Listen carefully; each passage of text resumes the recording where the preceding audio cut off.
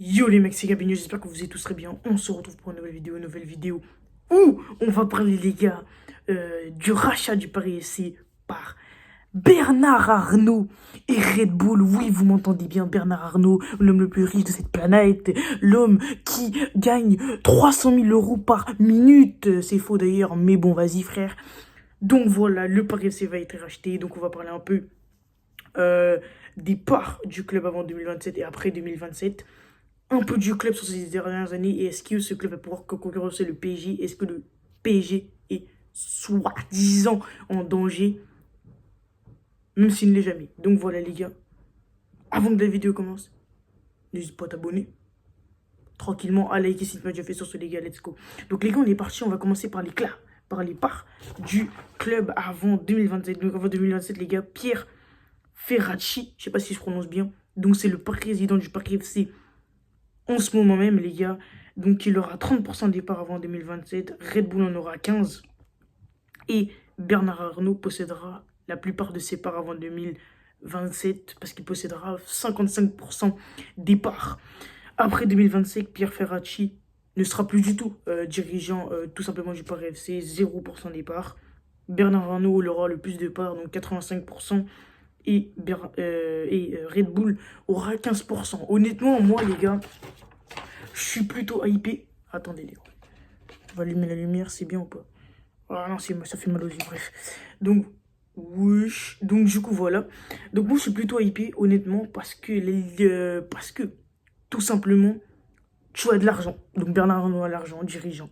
Et tu as Red Bull qui va pouvoir s'occuper du club, qui va pouvoir s'occuper de l'équipe et qui va pouvoir transmettre sa culture foot à Bernard Arnault. Et il va peut-être conseiller bien Bernard Arnault aussi.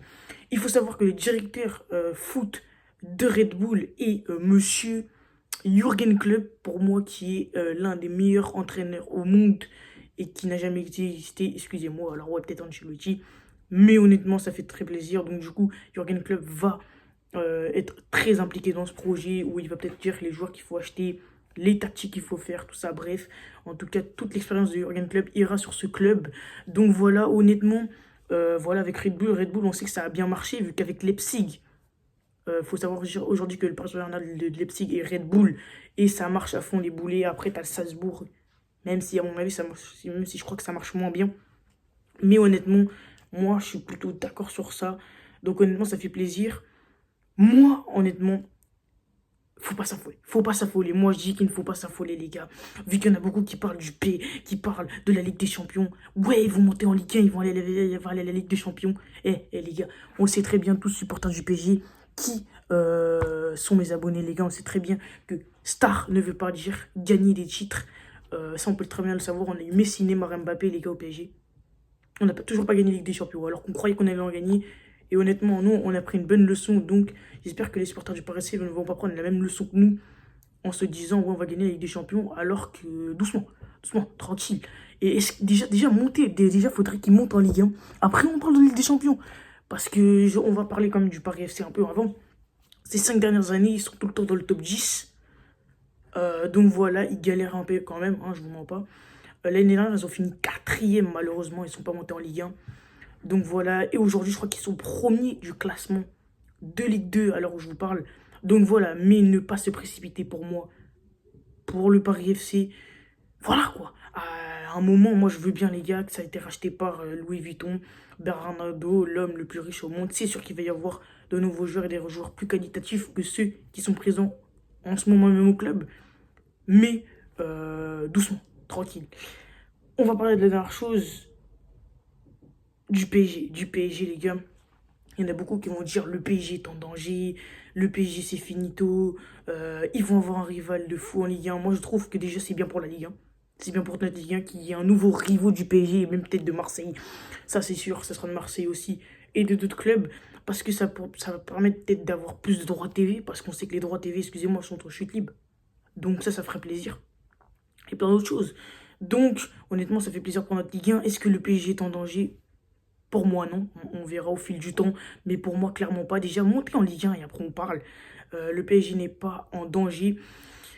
Concernant le stade, les gars, tout simplement, il parlait de changer de stade de Charletti. Moi, j'attends de voir avec les supporters hein, du Paris FC. S'il y en a dans le chat, n'hésitez pas à m'écrire dans les commentaires. Mais ça m'étonnerait que du jour au lendemain, ils disent non, non, nous on change de stade. Le stade il est claqué, on change de stade. Allez, on va dans un stade directement. Allez, calme-toi, calme-toi, mon gars, doucement. Alors peut-être, vu que le PSG, ce qui paraît, avance fortement sur un nouveau stade là, peut-être que bah, dans plusieurs années, le Paris FC jouera au Parc des Princes et que le Paris Saint-Germain jouera je ne sais pas où, mais dans un stade beaucoup plus grand, avec plus de capacités pour accueillir les personnes. On ne sait pas. Mais honnêtement, ça serait incroyable que le Paris FC joue au Parc des Princes. Ça ferait plaisir, ça ferait plaisir.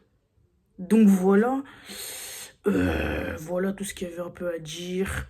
Honnêtement, j'espère que ce projet va se faire, de toute façon il est fait, et que ça va bien avancer, voilà. Hein. Ne nous précipitons pas trop les gars, vu que non plus les gars, tout n'est pas bien fait. Tout cela, il faut que ça soit bien géré. Donc voilà, Bernard Arnault ne sait pas forcément gérer un club, hein, parce que, excusez-moi les gars, mais lui, voilà, il n'a jamais généré de club. Et alors oui, peut-être qu'il connaît un peu le foot. Mais voilà, c'est pas... voilà quoi.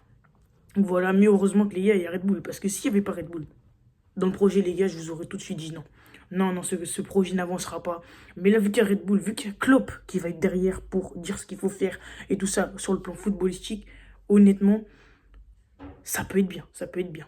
Donc voilà les gars, c'est la fin de cette vidéo. Petite vidéo, vu que j'étais quand même choc-barre, hein, on va pas se mentir, de cette annonce. Donc voilà, ça fait du bien pour le Paris FC. Il y aura 2 clubs parisiens, peut-être qu'ils vont s'affronter dans les prochaines années. De là à être rivaux, je ne sais pas, mais bon, peut-être qu'il y aura cette rivalité entre Parisiens, enfin je n'espère pas en tout cas. Voilà, Paris les gars, c'est uni les gars, c'est comme une famille. Donc voilà quoi, frère, tu vas pas te mettre en rival avec un club qui habite à 15 km de chez toi. Ah, peut-être avec Marseille, oui, mais voilà.